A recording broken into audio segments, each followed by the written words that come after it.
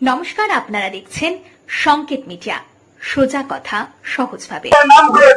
এই মুহূর্তে আমরা সংকেত মিডিয়ার পর্দায় সরাসরি দেখতে পাচ্ছেন গঙ্গাসাগর থেকে সাগরের রুদ্রনগর ব্লক এবং রুদ্রনগরের দ্বিজনগঞ্জে আমরা রয়েছি। এখানে মিছিল আমরা দেখতে পাচ্ছি, সেই মিছিলে যিনি রয়েছেন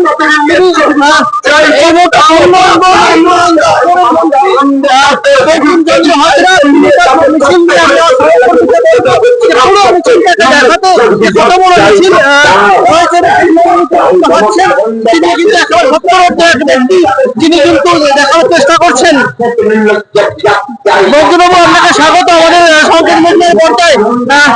এই যে মিছিল নিয়ে হাঁটছেন, এইভাবে কি তৃণমূলের অগ্রগতি কিভাবে এগিয়ে চলবে, আপনি কিভাবে এগিয়ে নিয়ে চলেছেন দলকে? আপনাদের সংকেত মিডিয়ার যারা সাংবাদিক বন্ধুকে আমার তরফ থেকে আন্তরিক ধন্যবাদ, কৃতজ্ঞতা জানাচ্ছি। আমাদের ইতিমধ্যে মাননীয় মুখ্যমন্ত্রী গত 24 তারিখে এখানে প্রায় 40,000 মানুষের উপস্থিতিতে তিনি সভা করে গেছেন। আমাদের ধারাবাহিক যে নিয়ম আছে বিভিন্ন হাটসভা, পথসভা, সেই পথসভা এবং হাটসভার মধ্য দিয়ে আমরা আমাদের সরকারের যে সাফল্য এবং কেন্দ্রে যে জনতা পার্টির যে সরকার, একটি স্বৈরতন্ত্রী সরকার, ধর্মকে নিয়ে হিন্দু মুসলমানদের খারাপ করার চেষ্টা করছে, তাদের বিরুদ্ধে আমাদের এই পথসভার আমরা বলতে চাইছি যে মোদির গ্যারান্টি 0, আমাদের মমতা বন্দ্যোপাধ্যায়ের গ্যারান্টি 100-এর 100। এবং আপনাকে দায়িত্ব নিয়ে বলতে পারি আপনাদের সংকেত মিডিয়াকে যে আজকের মথুরাপুর তফসিল লোকসভা কেন্দ্রের আমাদের যে প্রার্থী বাপি হালদার প্রায় 2.5 লক্ষর বেশি ভোটের ব্যবধানে সে নির্বাচিত হচ্ছে। এখানে বিজেপির কোনো স্থান নেই। আমরা আজকে লটারিতে নেমে একবার এত অব্দি যে এলাম, শুধুমাত্র সব জায়গায় তৃণমূল প্রার্থীরই প্রচার, বাকিরা কেউ নেই কোথাও। সবাই কি ওয়াশ আউট হয়ে গেছে? না, ওয়াশ আউট এই তো কিছুক্ষণ আগে এখানে ওদের সেন্ট্রাল অফিসে মন্ত্রী এসেছিল। কালকে নাকি ভারতবর্ষের প্রধানমন্ত্রী কাকদ্বীপে আসছেন। এরা তো শুধু টাকা টাকা টাকা দিচ্ছে মানুষকে ভোট কিনবার জন্য, এরাই করছে। আর তৃণমূল আজকে আপনি নিজেই বুঝতে পারছেন যে আমাদের 42টা সপ্তম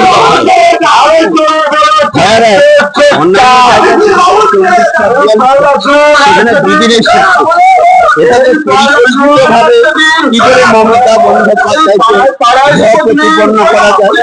এবং তারা যেটা চেষ্টা করছে যে মমতা বন্দ্যোপাধ্যায়ের পশ্চিম বাংলায় যেভাবে উন্নয়ন করে চলছে, সেই জায়গাতে আমাদের 100 দিনের কাজের টাকা, আবাস যোজনার টাকা, সড়ক যোজনার টাকা, বিভিন্ন টাকা আটকে রেখে ভাবছে পশ্চিম বাংলার মানুষকে ভাতে মারা যাবে। কিন্তু বাংলার মানুষকে ভাতে মারা যাবে না। বাংলার মানুষ মমতা বন্দ্যোপাধ্যায়ের প্রতি তাদের আস্থা বিশ্বাস আছে। এবং সেই জায়গাতে দাঁড়িয়ে বিগত দিনে যেটা 2019 সালে ওরা পশ্চিম বাংলা থেকে 18 জন সাংসদ পাঠিয়েছিল, এবারে আমরা দায়িত্ব নিয়ে বলছি আমরা 42টা। গঙ্গাসাগরে ঘূর্ণিঝড় রেমাল কোনো ক্ষয়ক্ষতি সেভাবে করতে পারেনি, কিন্তু কোথাও কি বিজেপি বা সিপিএম প্রার্থীদেরকে শেষ করে দিয়ে চলে গেল? না, দেখুন, একটা রেমাল যে সাইক্লোনিক স্টর্ম, সেই জায়গাতে আমাদের সাগর দ্বীপের যেটা ক্ষতি হয়েছে সবচেয়ে বেশি, সেটা হচ্ছে আপনারা জানেন যে আমাদের পানবরজের ক্ষতি হয়েছে, যেগুলো মাটির বাড়ি, সেই মাটির বাড়িগুলো ক্ষতি হয়েছে, যেগুলো আবাস যোজনায় তালিকায় সেই নামগুলো ছিল, ফলে তাদের মাথার উপরে ছাদ নেই, সেগুলো তারা নষ্ট হয়েছে। এবং সেই জায়গাতে দাঁড়িয়ে আমরা সরকারে আছি। আপনি নিজেই জানেন যে বিগত দিনে এই যে মাথার উপরে ছাদ, যেটা ওরা বলেছিল 2022 সালের মধ্যে এরকম লোক থাকবে না, অতএব তারা সবটা করে দেয়নি। ওরা যেটা বলেছিল আপনার 15 লক্ষ করে টাকা দেবে সুইস ব্যাংক থেকে এনে, তাও দেয়নি।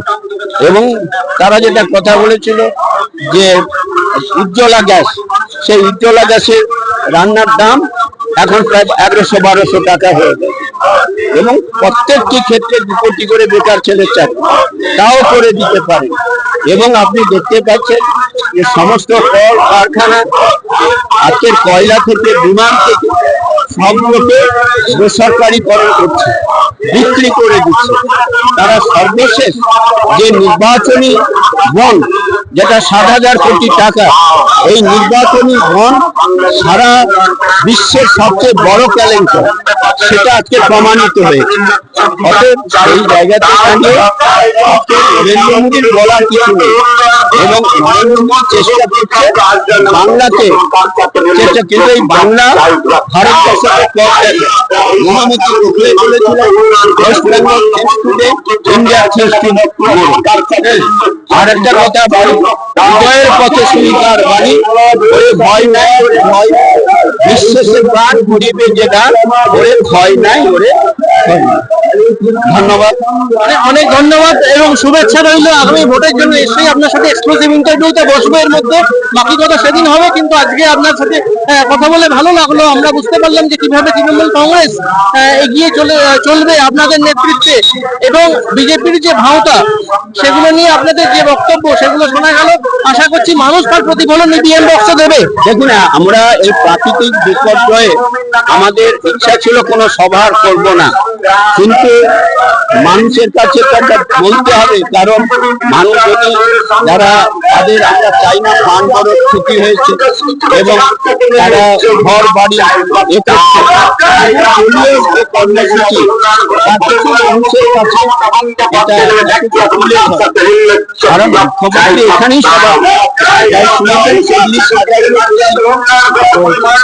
সেখানে মাননীয়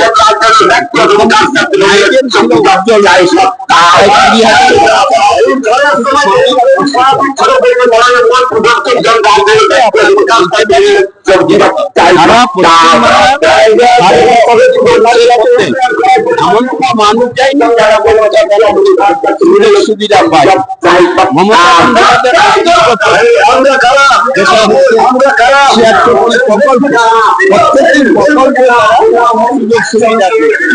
যেমন আপনাদের স্বাস্থ্য খাত থেকে, স্টুডেন্ট ক্যাবিনেট থেকে, লক্ষ্মী ভান্ডার থেকে, জয় বিহার থেকে শুরু করে আপনার কন্যাশ্রী, রূপশ্রী, আনন্দ দ্বারা সমস্ত বাংলা পেয়েছে, এবং মায়েদের লক্ষ্মী ভান্ডারের পরিমাণটা বাড়িয়ে দিয়েছে।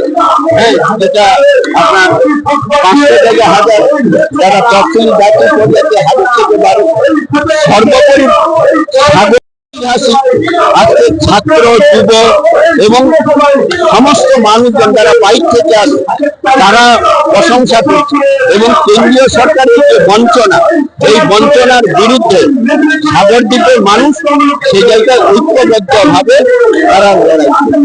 এখানে বিজেপি সিপিএম এর কোনো ফ্যাক্টর নয়, সিপিএম বিজেপির সাথে তাদের কথা চলছে। এটুকু আপনি অনেক শুভেচ্ছা রইল, আপনাকে ভালো থাকবেন। অনেক শুভেচ্ছা রইল, আপনাকে ভালো থাকবেন। কতদিন করে হবে আবার? যখন আমরা কথা বলে নিলাম, আচ্ছা, আমরা তখন কথা বলে নিলাম এই মুহূর্তে সুন্দরবন উন্নয়ন দপ্তরের যে প্রতিমন্ত্রী, তার সাথে আমরা কথা বললাম। বঙ্কিম বাবু তার সাথে আমরা সরাসরি আমাদের জানালেন যে কেন্দ্র থেকে তাদের প্রার্থী বাপি হালদারকে জিতিয়ে আনার চেষ্টা করছেন। ক্যামেরা মৌসুমীর সঙ্গে পার্থভূষণ চট্টোপাধ্যায়, সংকেত media. Subscribe our channel. Press the bell icon.